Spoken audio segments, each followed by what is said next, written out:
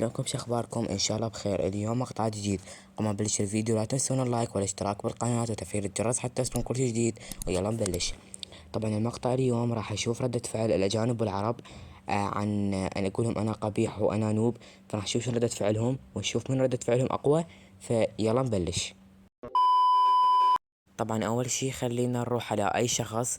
طبعا احنا اول شي بماب عربي راكدول العرب.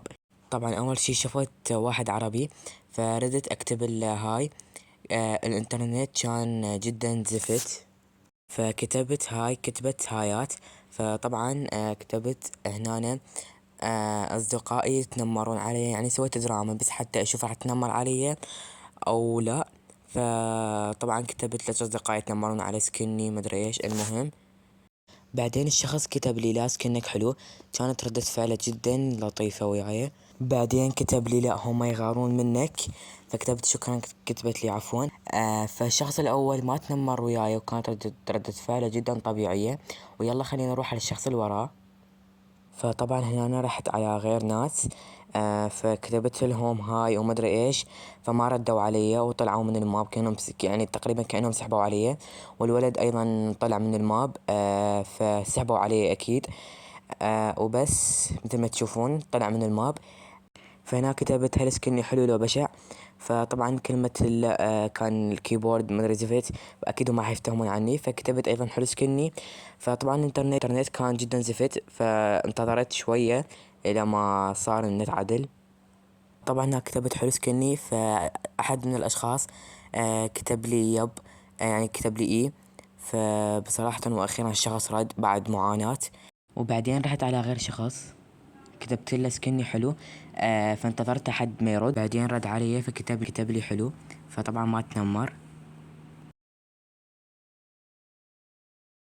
طبعا مثل ما شفتوا الماب العربي، فيلا خلينا نروح على الماب الاجنبي.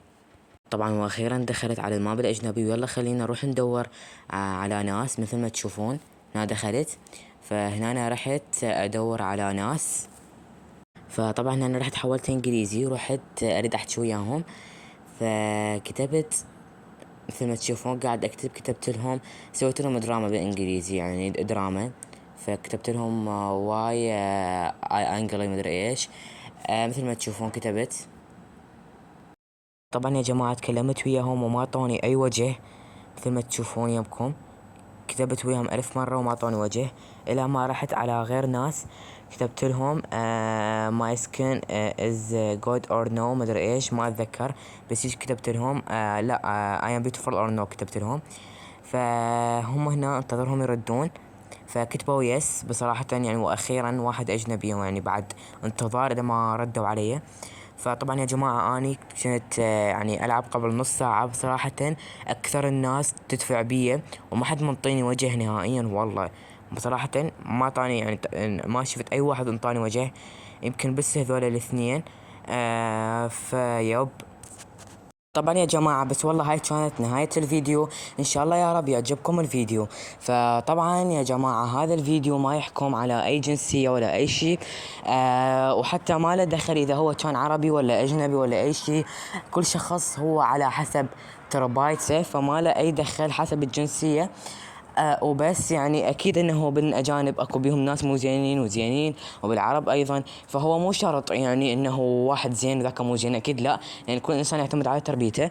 ولكن يعني هذا هو بصراحة اشوفه اني الكلام الصحيح. وبس والله كانت نهاية الفيديو. ان شاء الله يا رب يعجبكم الفيديو. وبس والله باي. لا تنسون تحطون لايك للفيديو.